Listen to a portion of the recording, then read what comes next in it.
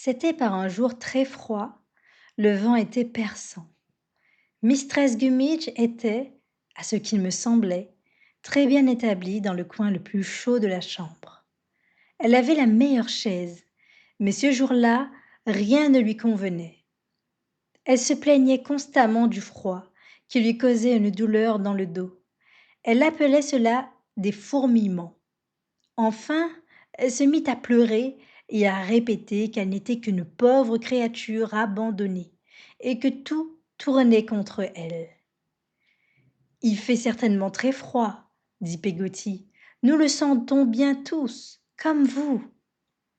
Oui, mais moi, je le sens plus que d'autres, dit Mistress Gummidge. Et de même à dîner, Mistress Gummidge était toujours servie immédiatement après moi, à qui on donnait la préférence comme à un personnage de distinction. Le poisson était mince et maigre, et les pommes de terre étaient légèrement brûlées. Nous avouâmes tous que c'était pour nous un petit désappointement. Mais Mistress Gummidge fondit en larmes et déclara avec une grande amertume qu'elle le sentait plus qu'aucun de nous. Quand M. Peggotty rentra, vers 9 heures, l'infortunée Mistress Gummidge tricotait dans son coin de l'air le plus misérable. Peggotty travaillait gaiement. Ham raccommodait une paire de grandes bottes. Moi, je lisais tout haut la petite Émilie à côté de moi. Mistress Gummidge avait poussé un soupir de désolation et n'avait pas, depuis le thé, levé une seule fois les yeux sur nous. Eh bien, les amis, dit M. Peggotty en prenant une chaise, comment ça va-t-il? Nous lui adressâmes tous un mot de bienvenue, excepté Mistress Gummidge, qui hocha tristement la tête sur son tricot. Qu'est-ce qui ne va pas? Dit M. Peggotty, tout en frappant des mains. Courage, vieille mère! M. Peggotty voulait dire vieille fille. Mistress Gummidge n'avait pas la force de reprendre courage.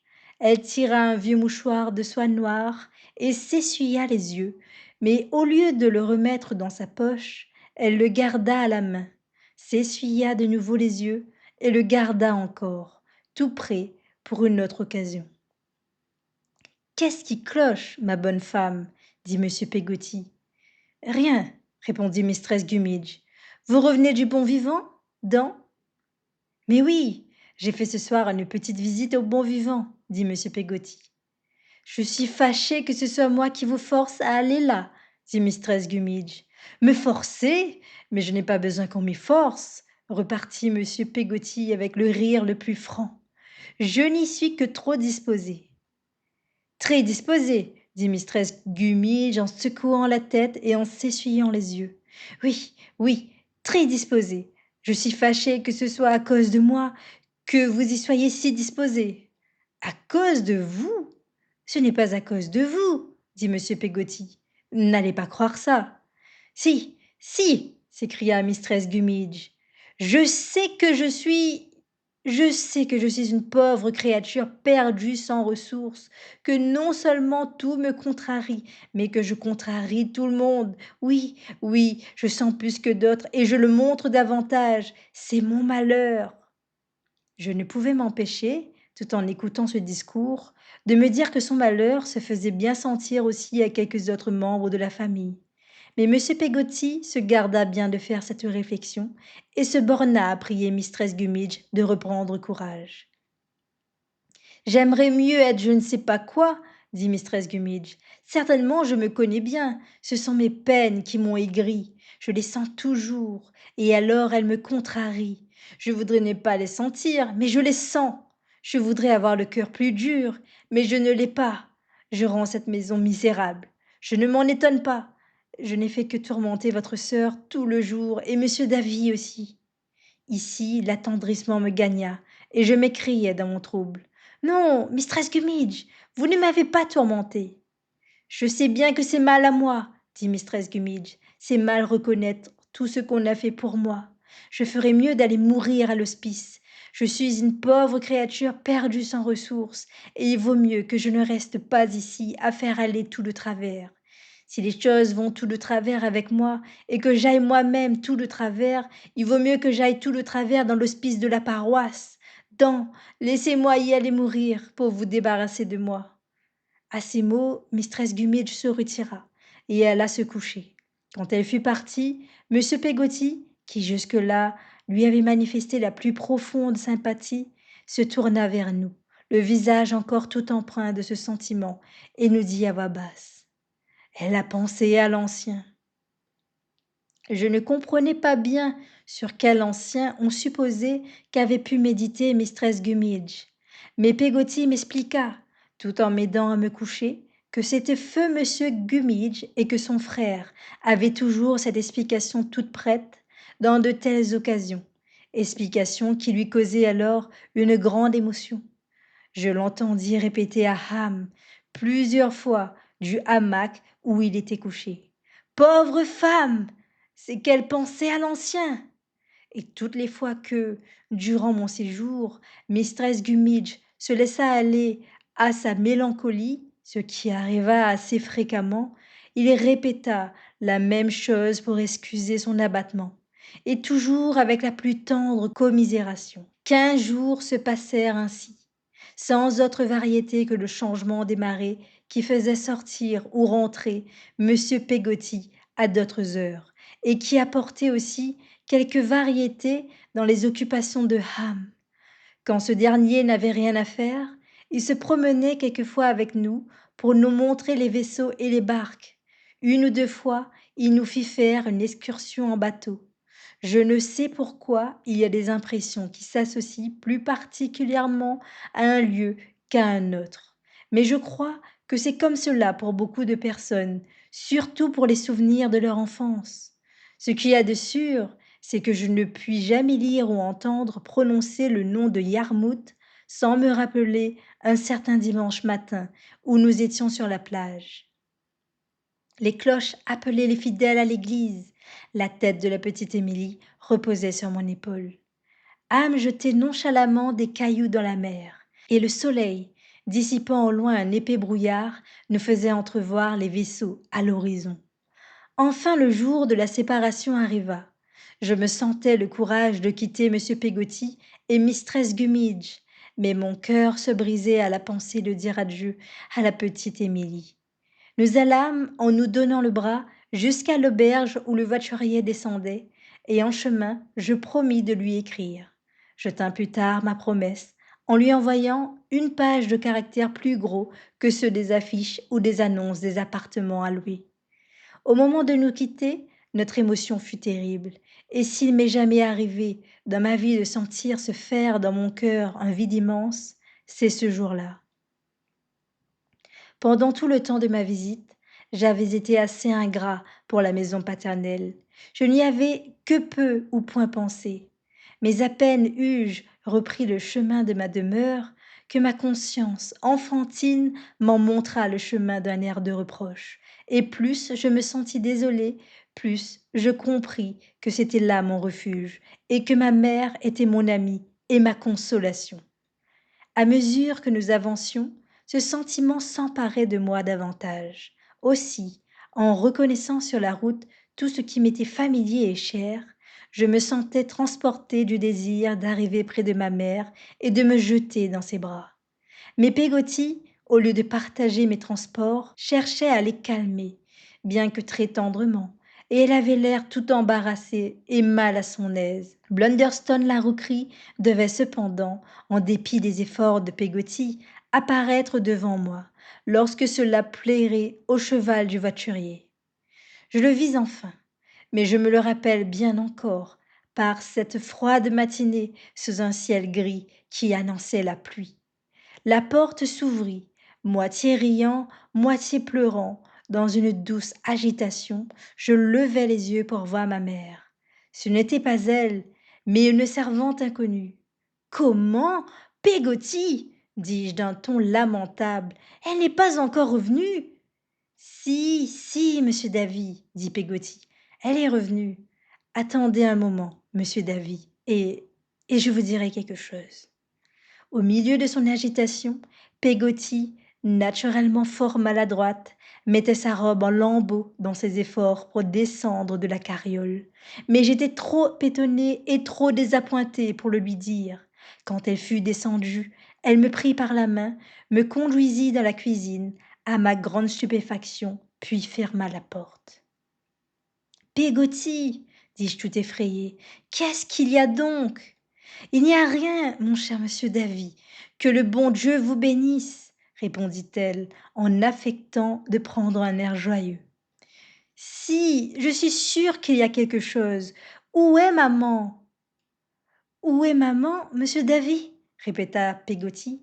Oui, pourquoi n'est-elle pas à la grille et pourquoi sommes-nous entrés ici? Oh, Peggotty! Mes yeux se remplissaient de larmes et il me semblait que j'allais tomber. Que Dieu le bénisse, ce cher enfant! Cria Peggotty en me saisissant par le bras. Qu'est-ce que vous avez, mon chéri? Parlez-moi! Elle n'est pas morte, elle aussi. Oh, Peggotty, elle n'est pas morte? Non! S'écria Peggotty, avec une énergie incroyable. Puis elle se rassit tout haletante, en disant que je lui avais porté un coup. Je me mis à l'embrasser de toutes mes forces pour effacer le coup ou pour lui en donner un autre qui rectifia le premier. Puis je restai debout devant elle, silencieux et étonné. Voyez-vous, mon chéri, j'aurais dû vous le dire plus tôt, reprit Peggotty, mais je n'en ai pas trouvé l'occasion. J'aurais dû le faire peut-être, mais voilà, c'est que je n'ai pas pu m'y décider tout à fait. Continuez, Peggotty, dis-je plus effrayée que jamais. Monsieur Davy, dit Peggotty en dénouant son chapeau d'une main tremblante et d'une voix entrecoupée, c'est que, voyez-vous, vous avez un papa. Je tremblai, puis je pâlis. Quelque chose, je ne saurais dire quoi, quelque chose qui semblait venir du tombeau dans le cimetière, comme si les morts s'étaient réveillés, avait passé auprès de moi, répandant un souffle mortel. Un autre, dit Peggotty. Un autre? Répétai-je. Peggotty toussa légèrement, comme si elle avait avalé quelque chose qui lui racla le gosier. Puis, me prenant la main, elle me dit: Venez le voir. Je ne veux pas le voir. Et votre maman? Dit Peggotty. Je ne reculai plus, et nous allâmes droit au grand salon, où elle me laissa. Ma mère était assise à un coin de la cheminée. Je vis M. Murdstone assis à l'autre. Ma mère laissa tomber son ouvrage et se leva précipitamment, mais timidement, à ce que je crus voir. Maintenant, Clara, ma chère, dit M. Murdstone, souvenez-vous, il faut vous contenir, il faut toujours vous contenir. Davy, mon garçon, comment vous portez-vous? Je lui tendis la main. Après un moment de suspens, j'allais embrasser ma mère. Elle m'embrassa aussi, posa doucement la main sur mon épaule, puis se remit à travailler. Je ne pouvais regarder ni elle ni lui, mais je savais bien qu'ils nous regardaient tous deux. Je m'approchai de la fenêtre et je contemplai longtemps quelques arbustes que les frimas faisaient ployer sous leur poids. Dès que je pus m'échapper, je montai l'escalier. Mon ancienne chambre que j'aimais tant était toute changée, et je devais habiter bien loin de là. Je redescendis pour voir si je trouverais quelque chose qui n'eût pas changé. Tout me paraissait si différent. J'errai dans la cour, mais bientôt je fus forcée de m'enfuir, car la niche, jadis vide, était maintenant occupée par un grand chien à la gueule profonde et à la crinière noire. Un vrai diable, à ma vue, il s'était élancé vers moi comme pour me happer. Chapitre 4. Je tombe en disgrâce. Si la chambre où on avait transporté mon lit pouvait rendre témoignage de ce qui se passait dans ces murs, je pourrais, aujourd'hui encore, qui est-ce qui demeure là? J'aimerais le savoir. L'appeler en témoignage pour déclarer combien mon cœur était désolé lorsque j'y rentrai ce soir-là. En remontant, j'entendis le gros chien qui continuait d'aboyer après moi. La chambre me paraissait triste et inconnue. J'étais aussi triste qu'elle. Je m'assis. Mes petites mains se croisèrent machinalement et je me mis à penser. Je pensais aux choses les plus bizarres, à la forme de la chambre, aux fentes du plafond, aux papiers qui recouvraient les murs, aux défauts des carreaux qui faisaient des bosses ou des creux dans le paysage, à ma table de toilette dont les trois pieds boiteux avaient quelque chose de rechigné qui me rappela mistress Gummidge lorsqu'elle songeait à l'ancien. Et alors je pleurais, mais sauf que je me sentais tout gelé et misérable. Je crois que je ne savais pas bien pourquoi je pleurais. Enfin, dans mon désespoir, il me vint à l'esprit que j'aimais passionnément la petite Émilie, qu'on m'avait enlevée à elle pour m'amener dans un lieu où personne ne m'aimait autant qu'elle. À force de me désoler de cette pensée, je finis par me rouler dans un coin de mon couvre-pied et par m'endormir en pleurant. Je me réveillais en entendant quelqu'un dire: «Le voilà!» Une main découvrait doucement ma tête brûlante. Ma mère et Peggotty étaient venues me chercher, et c'était la voix de l'une d'elles que j'avais entendue. «Davy!» dit ma mère, «qu'est-ce que vous avez donc?» Comment pouvait-elle se demander cela? Je répondis: «Je n'ai rien», mais je détournai la tête pour cacher le tremblement de ma lèvre qui lui en aurait pu dire davantage. «Davy!» dit ma mère, «Davy, mon enfant!» Rien de ce qu'elle aurait pu dire ne m'aurait autant troublé que ces simples mots. Mon enfant. Je cachai mes larmes dans mon oreiller et je repoussai la main de ma mère qui voulait m'attirer vers elle. C'est votre faute, Peggotty, méchante que vous êtes, dit ma mère. Je le sais bien. Comment pouvez-vous, je vous le demande, avoir le courage d'indisposer mon cher enfant contre moi ou contre ceux que j'aime? Qu'est-ce que cela veut dire, Peggotty?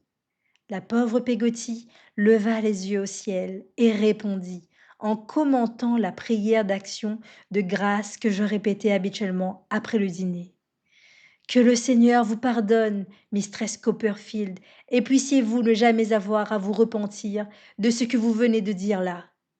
Il y a de quoi me faire perdre la tête, s'écria ma mère, et cela pendant une lune de miel, quand on devait croire que mon plus cruel ennemi ne voudrait pas m'enlever un peu de paix et de bonheur.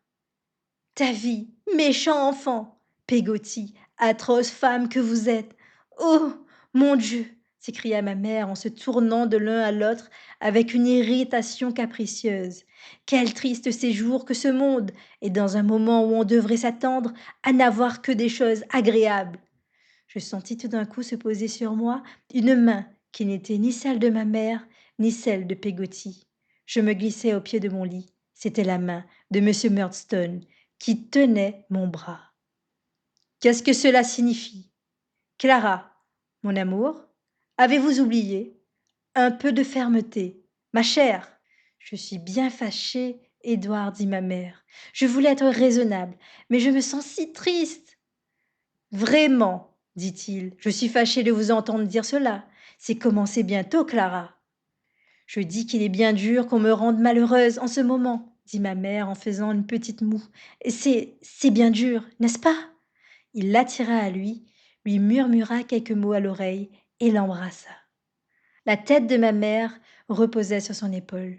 Elle avait passé son bras autour du cou de son mari. Je compris dès lors qu'il pourrait toujours, comme il le faisait alors, faire plier à son gré une nature si flexible. Descendez, mon amour, dit M. Murdstone.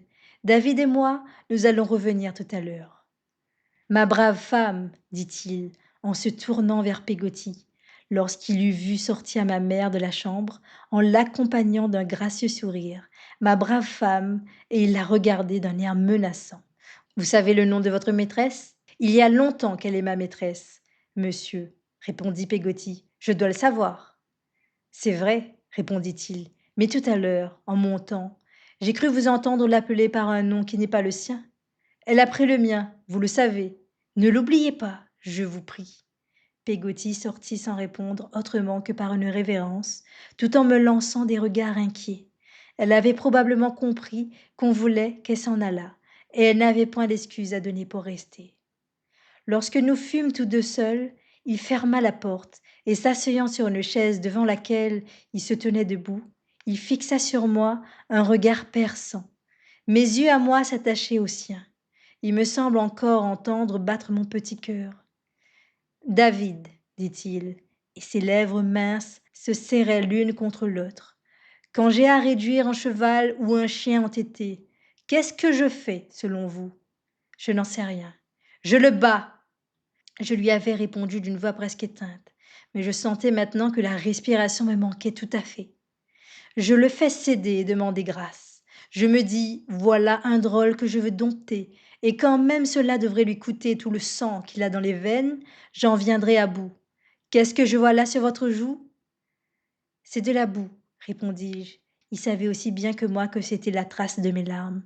Mais quand même, il m'aurait adressé 20 fois la même question, en m'assommant de coups chaque fois, je crois que mon petit cœur se serait brisé avant que je lui répondisse autrement. Pour un enfant, vous avez beaucoup d'intelligence, dit-il avec le sourire grave qui lui était familier. Et vous m'avez compris, je le vois. Lavez-vous la figure, monsieur, et descendez avec moi. Il me montra la toilette, celle que je comparais dans mon esprit à Mistress Gummidge, et me fit signe de la tête de lui obéir immédiatement. Je ne doutais pas alors, et je doute encore moins maintenant, qu'il ne fût tout prêt à me rouer de coups sans le moindre scrupule si j'avais hésité. Clara, ma chère, dit-il, lorsque je lui eus obéi et que nous fûmes descendus au salon, sa main toujours appuyée sur mon bras, on ne vous tourmentera plus, j'espère. Nous corrigerons notre petit caractère. Dieu m'est témoin qu'en ce moment, un mot de tendresse aurait pu me rendre meilleure pour toute ma vie, peut-être faire de moi une autre créature. En m'encourageant et en m'expliquant ce qui s'était passé, en m'assurant que j'étais le bienvenu et que ce serait toujours là mon chez-moi, M. Murdstone aurait pu attirer à lui mon cœur, au lieu de s'assurer une obéissance hypocrite. Au lieu de le haïr, j'aurais pu le respecter. Il me sembla que ma mère était fâchée de me voir là debout au milieu de la chambre, l'air malheureux et effaré, et que, lorsqu'elle me vit aller timidement m'asseoir, ses yeux me suivirent plus tristement encore, comme si elle eût souhaité me voir plutôt courir gaiement. Mais alors, elle ne me dit pas un mot, et plus tard, il n'était plus temps. Nous dînâmes seuls, tous les trois. Il avait l'air d'aimer beaucoup ma mère, ce qui ne me réconciliait pas avec lui, j'en ai bien peur, et elle l'aimait beaucoup. Je compris à leur conversation qu'ils attendaient ce même soir une sœur aînée de M. Murdstone qui venait demeurer avec eux. Je ne me rappelle pas bien si c'était alors ou plus tard que j'appris que, sans être positivement dans le commerce, il avait une part annuelle dans les bénéfices d'un négociant en vin de Londres, et que sa sœur avait le même intérêt que lui dans cette maison qui était liée avec sa famille depuis le temps de son arrière-grand-père. En tout cas, j'en parle ici par occasion.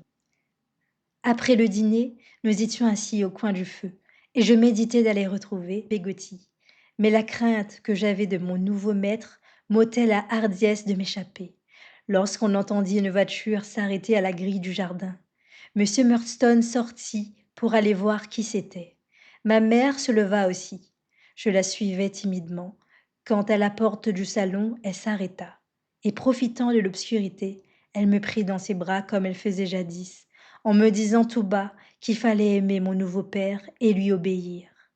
Elle me parlait rapidement et en cachette, comme si elle faisait mal, mais très tendrement, et elle me tint une main dans la sienne jusqu'à ce que nous fûmes près de l'endroit du jardin où était son mari. Alors elle lâcha ma main et passa la sienne dans le bras de M. Murdstone. C'était Miss Murdstone qui venait d'arriver. Elle avait l'air sinistre, les cheveux noirs comme son frère, auquel elle ressemblait beaucoup de figure et de manière. Ses sourcils épais se croisaient presque sur son grand nez, comme si elle eût reporté là les favoris que son sexe ne lui permettait pas de garder à leur place naturelle. Elle était suivie de 2 caisses noires, dures et farouches comme elle. Sur le couvercle, on lisait ses initiales en clous de cuivre. Quand elle voulut payer le cocher, elle tira son argent d'une bourse d'acier. Elle la renferma ensuite dans un sac qui avait plutôt l'air d'une prison portative suspendue à son bras au moyen d'une lourde chaîne et qui claquait en se fermant comme une trappe. Je n'avais jamais vu de dame aussi métallique que Miss Murdstone.